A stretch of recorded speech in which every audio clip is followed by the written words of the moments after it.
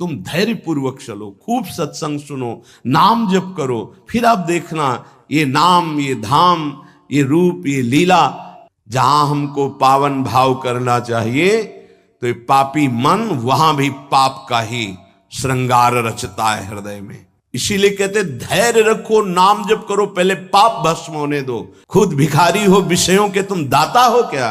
क्या दे दोगे? क्या है तुम्हारे पास? चाहे वो गुरु बहन हो, चाहे वो सगी बहन हो, चाहे वो बहन के समान पूज्य हो, जब दृष्टि मलिन तो वो मलिन ही देखती चली जाएगी। अब समझाओ तो समझ में नहीं आता।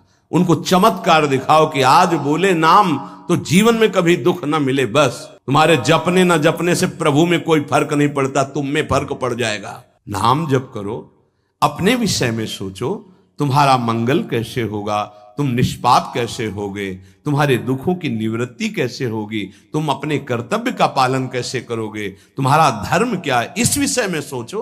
अब कुछ दिखाई दे रहा है? बोले नहीं। फिर जाओ 12 24 वर्ष राधा राधा रटते हुए गिरिराज जी की परिक्रमा लगाई। जब आए बोले अब दिखाई दे रहे? बोले हाँ। देखो, एक बार पाप भस्म होने तक आप धैर्य धारण कीजिए। जब तक आपके पाप भस्म नहीं होते तब तक आप धाम, नाम, रूप, लीला का जबरदस्ती आश्रय लीजिए। ये बात हमारी आप समझने की चेष्टा कीजिए।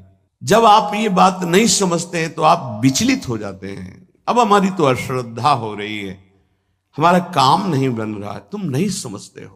एक साथ सब काम बन जाएंगे, एक सेकंड में बन जाएंगे। बस तुम धैर्य रखो।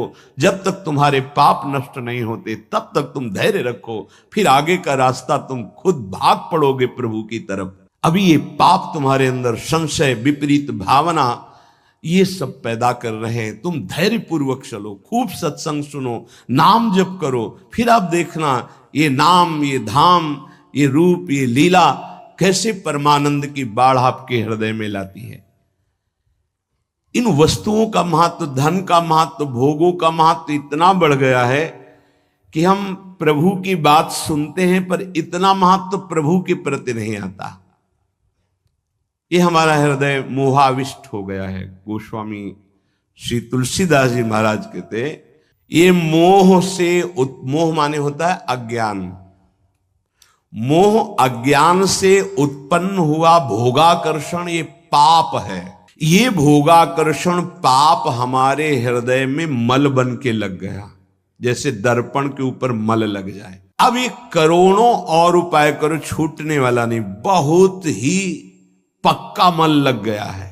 अब उस मल से जो सोच उत्पन्न हो रही वो मल वाली ही हो रही, पाप वाली ही हो रही, मोह जनित, अज्ञान जनित। ये पापाभ्यासी मन और इंद्रियां जन्म जन्म अभ्यास निरत चित्त, चिंतन करने वाला चित्त, मनन करने वाला, संकल्प विकल्प करने वाला मन, एक ही 4 रूपों में वर्णन है। निश्चय करने के कारण बुद्धि, स्वीकृति के कारण अहंकार,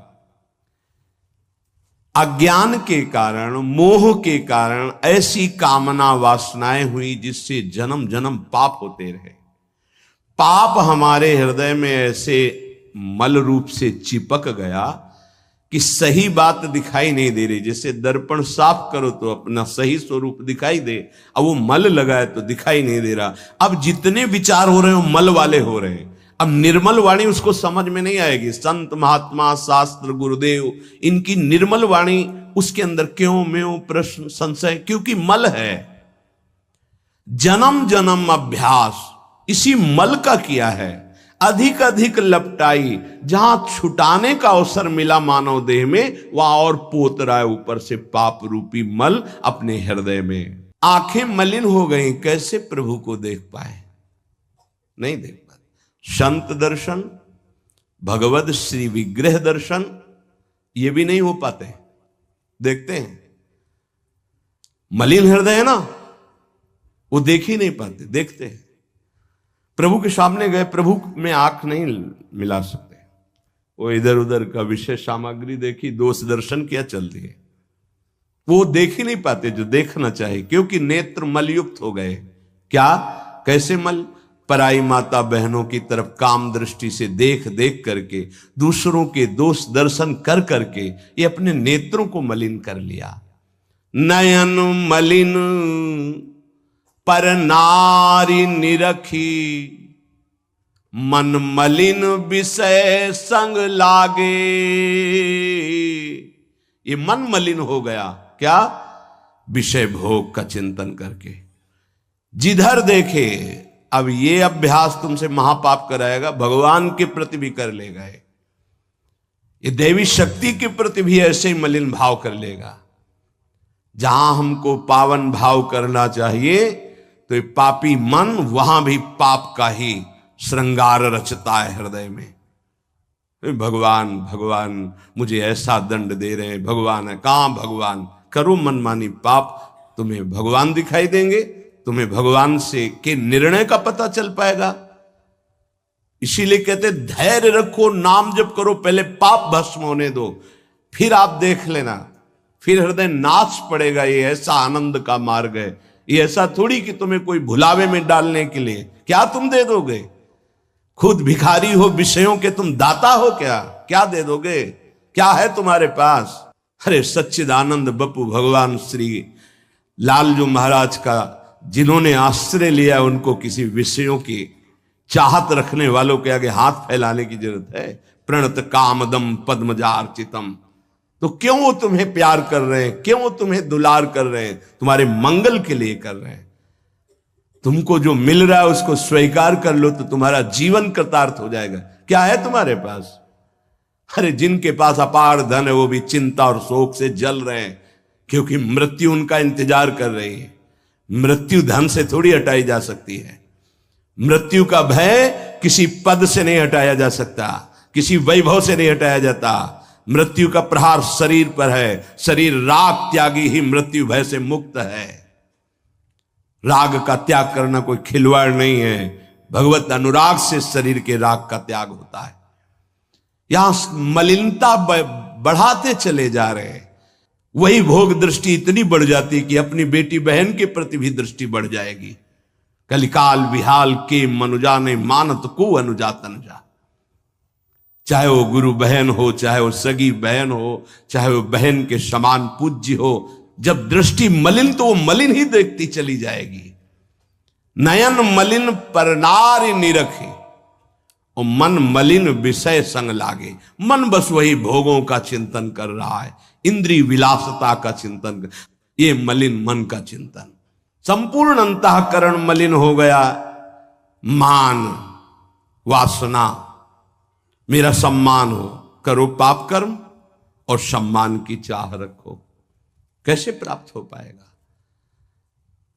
जगत बंदनी वही है जो निरंतर भगवान नाम जप करते हुए शास्त्र आज्ञा से चलता है। जगत बंदनी बिस्तर सब जग विमल की रति, साधु संगति नाटरे। उसके हृदय में सम्मान की चाह नहीं है, पर लोग सब जगह जहां जाएगा उसको सम्मान मिलेगा, क्योंकि उसने पापों को विध्वंस करके भगवान नाम का धन एकत्रित किया है। समझो हृदय की बात। हृदय वासना से मलिन है, वासना परत की परत जमी हुई। जब वही वासना बढ़ जाती तो उसे कामना कहते हैं। अरे एक दो वासना है, दुर्वासना मम सदा परिकर्षयन्ति। ज्ञान रूपी झाड़ू लगा करके देखो, तब तुम्हें दिखाई देगा कि वासना का पहाड़ जैसा कूड़ा जमा है हृदय में। मद, अहंकार, ये सब हृदय को मलिन कर रहे हैं। मान, मद, वासना। बोले जीव सहज सुख त्यागे। जीव का स्वरूप ही है सहज सुख राशि।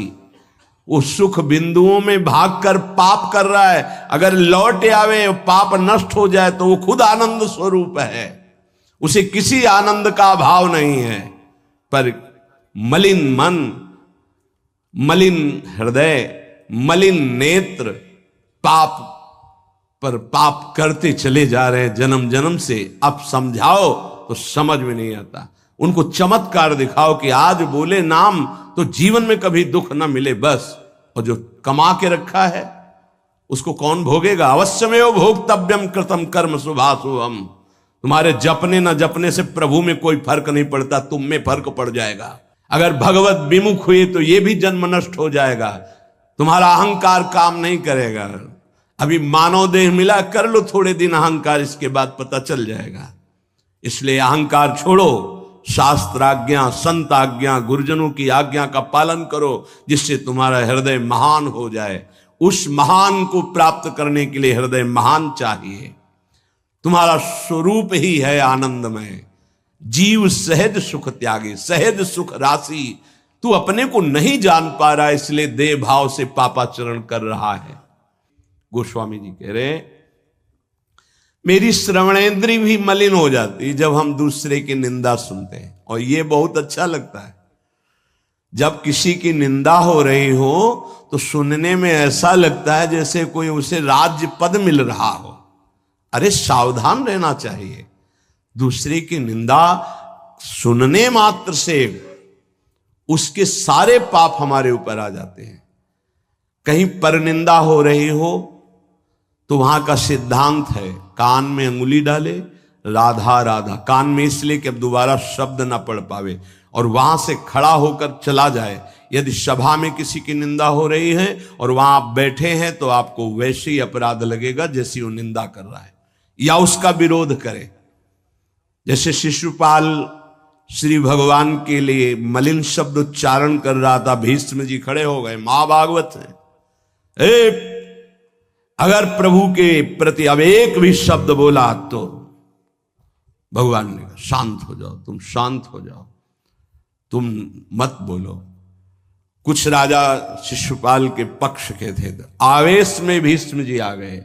अगर श्री कृष्ण को कोई एक शब्द भी बोले, मेरे आराध्य देव, पूरी सभा के ऊपर पैर रखता हूं। अर्थात हर वीर को ये मैं कह रहा हूं कि अगर श्री कृष्ण के विपक्ष में कोई बोला तो मैं रौंद दूंगा। केवल मैं भक्त ही नहीं हूं, मैं महाबली हूं। त्रिभुवन में कोई ऐसा जोड़ नहीं जो भीष्म अपने स्वरूप में आ जाए और फिर उसे। वही भीष्म जी जब अधर्म के पक्ष में खड़े हो गए, पांडवों के विपक्ष में, वही भगवान पांडवों के पक्ष में तो दंड मिला, 6 महीना बाणों की शैया पर पड़े रहे।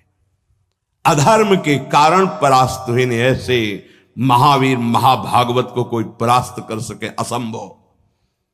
परम पावन गंगा जी के गर्भ में रहे, जिन गंगा जी का एक बूंद भी अगर शरीर छूटते समय चला जाए तो परम पद मिलता है, उनके गर्भ में रहे। अगर अधर्म का पक्ष ले लिया गया, अधर्म हो रहा है, सभा में बैठे हैं, तो उसी समय तेज नष्ट हो जाएगा, पुण्य नष्ट हो जाएगा, पाप का भागी बनेगा, जैसे भीष्म जैसे महापुरुष को भी बनना पड़ा। सभा में उधर ही बैठे और वहीं ही महाभागवतों की निंदा और अपमान हो रहा है, खड़े होकर चले जाना चाहिए। जैसे विदुर जी खड़े हुए और छोड़ दिया, आज के बाद तेरा अन्न नहीं पाएंगे, दुर्योधन इस सभा में नहीं आएंगे। जिस सभा में धर्मात्माओं की निंदा हो, उस सभा का त्याग कर दे। एकांत फूस की झोपड़ी बनाकर रहना पसंद, भिक्षा मांग के खाना पसंद, अधर्मियों का अन्न नहीं, अधर्म सभा का सेवन नहीं। तो भगवान विदुरानी जी के घर गए थे। पर निंदा सुन श्रवण मलिन, बचाना चाहिए श्रवणेंद्रिय को। जहां किसी की निंदा हो, अब तो शौक है इस बात का, निंदा करने का और सुनने का एक व्यसन है। अपने को बड़ा अच्छा साधक मान लेना, दूसरे को हे मानकर उनकी निंदा करना, ये क्या कर रहे हो? अपने जीवन को गर्त में गिरा रहे हो। पर निंदा किए ते आवत नहीं कछु हाथ, मूर्ख पर्वत पाप को ले चल अपने साथ। बचन दोष पर गाए, दूसरों के विषय की चर्चा करने का समय कैसे मिलता है लोगों को?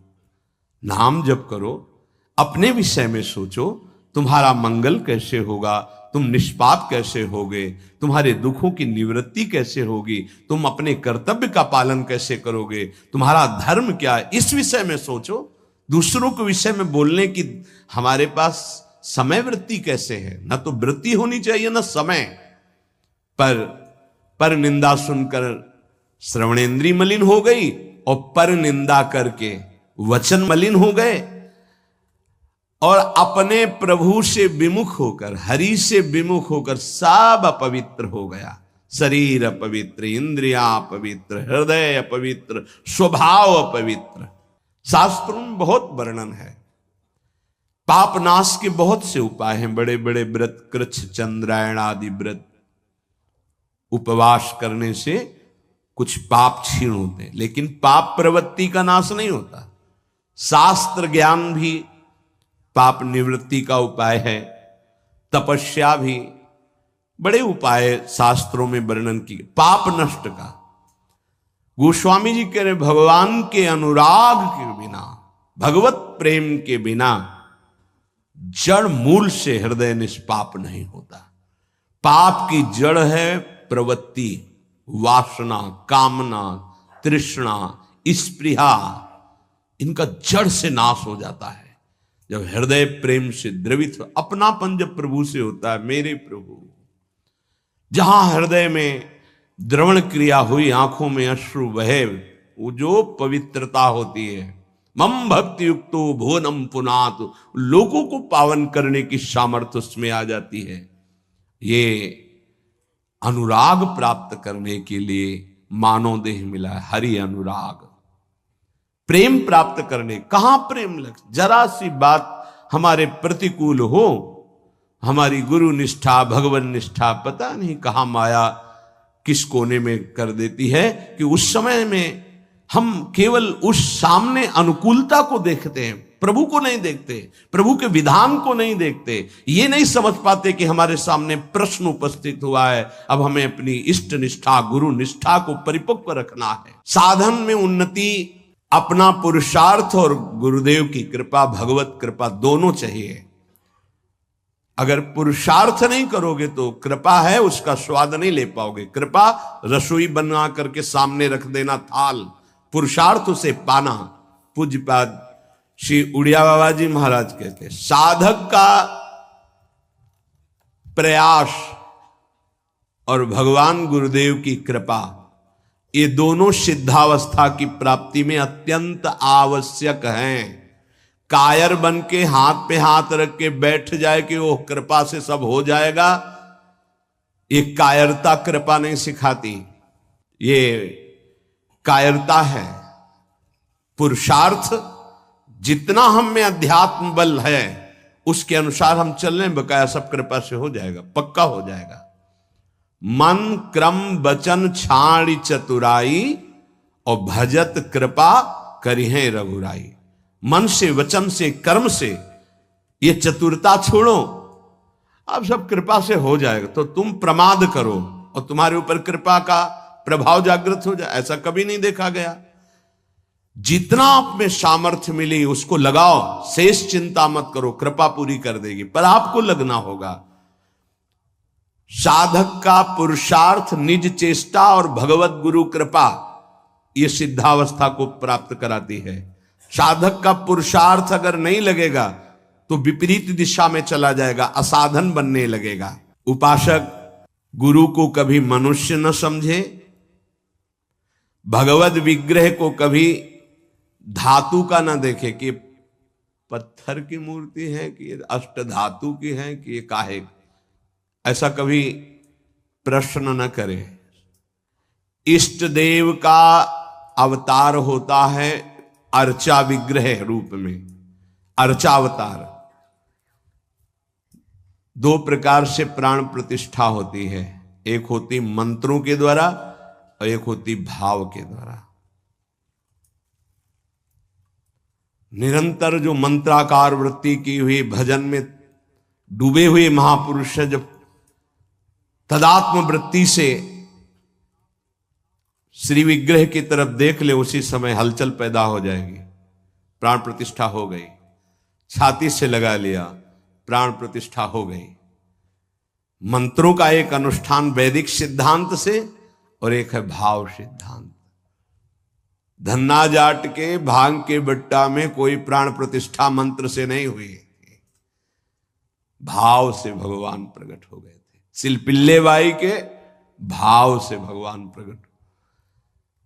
जब हम अपने प्रभु को, अपने प्रभु की भावना से, प्यार से देखते हैं तो वहीं प्रकट हो जाते हैं।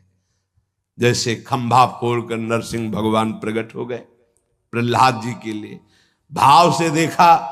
नामदेव जी ने तो कुत्ते से भगवान प्रकट हो गए। भाव से देखा, भूत से भगवान प्रकट हो गए। तो फिर श्री विग्रह में भगवान नहीं प्रकट हो जाएंगे जब भक्त भाव से देखेगा। और भाव ना हो तो भगवान में भी भगवान नहीं दिखते। दुर्योधन को कहां दिखते थे? दुर्योधन, दुशासन इनको नहीं दिखते थे, भगवान में भी भगवान नहीं दिखते। गुरु को मनुष्य समझना, भगवद विग्रह को धातु या पाषाण का समझना, गुरु मंत्र को साधारण शब्द समझना, चरणोदक को सामान्य जल मानना, भगवत प्रसाद को भोजन मानना, अन्न मानना, साधु की जाति पर दृष्टि रखना, ये उपासक को सावधानी पूर्वक त्याग कर देना चाहिए। ये उपासना के बड़े विघ्न हैं। यदि ऐसा भाव बना रहेगा तो उपासना सिद्ध नहीं होगी। कभी कभी चूक हो जाती है। प्रसाद में अन्न या फल दृष्टि नहीं रखी जाती, सिर्फ प्रसाद। और वैष्णव पद्धति है, प्रसाद का किनका मुख में अगर डाल लिया जाए तो कोई भी व्रत भंग नहीं होता, चाहे निर्जला ही क्यों न हो।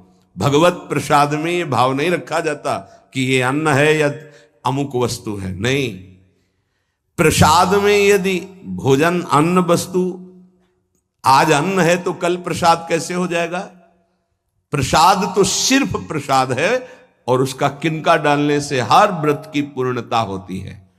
चरणामृत, जैसे जो लोग नहीं जानते, वो जब बटता है तो बोले थोड़ा जल हमको भी दे दीजिए। जल नहीं है, चरणामृत है। चरणामृत को जल समझना, प्रभु के सामने जाकर के पूछना, ये मूर्ति काहे की है? पत्थर की है, संगमरमर की है, ये धातु की है? बड़ा अपराध कर रहे हो। ऐसा कभी प्रभु के श्री विग्रह के सामने नहीं। ये संत किस जाति के हैं? ऐसा कभी नहीं। गुरुदेव साक्षात परब्रह्म तस्मै श्री गुरुवे, ऐसा भाव कहां हो पाता है? परब्रह्म परमात्मा भाव गुरुदेव पर हो पाना है तो बड़ी मुश्किल की बात है। यहां तो साधु भाव ही हो जाए, बहुत बड़ी बात है कि ये संत है। पूर्ण मनुष्य बुद्धि बनी रहती है। इसीलिए हमको अपने गुरुदेव में आराध्य देव नहीं दिखाते, नहीं तो गुरुदेव अपने स्वरूप को ही तो दिखाने के लिए विराजमान है। इसमें शिष्य के नेत्र की बात है।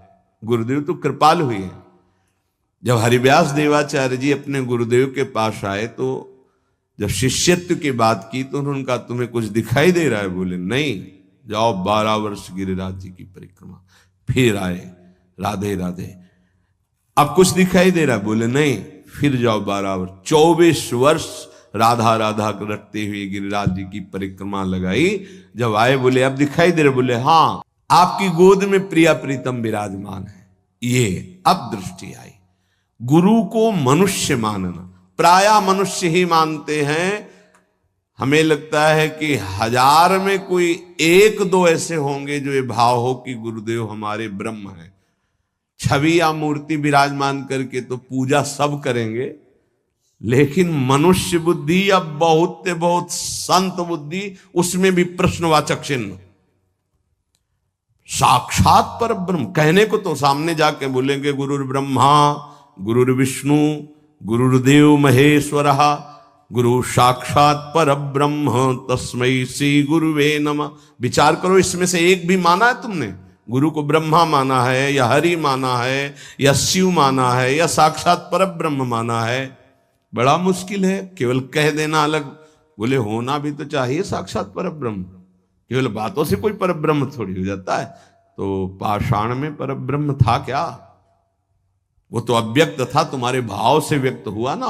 तुमने पर ब्रह्म की भावना की तो मुस्कुराता हुआ ब्रह्म प्रकट हो गया। तो गुरुदेव तो चैतन्य ब्रह्म है। आपकी भावना यदि हो जाए, कुत्ते से विट्ठल भगवान प्रकट किए तो भावना ही तो की प्रभु प्रभु सूखी मत खाओ, थोड़ा घी रोटी मिला, नाथ आपके लिए ही तो है। तो ऐसे देखो, साक्षात विट्ठल भगवान गुरुदेव में प्रभु आपका सर्वस्व, आपका प्राण मन तन सब, मैं आपकी ही तो उपासना कर रहा हूं। मुझे और कोई भगवान नहीं चाहिए। बस आपका साक्षात्कार हो, आप प्रसन्न हो जाएं, आपकी अधीनता। ऐसा कहा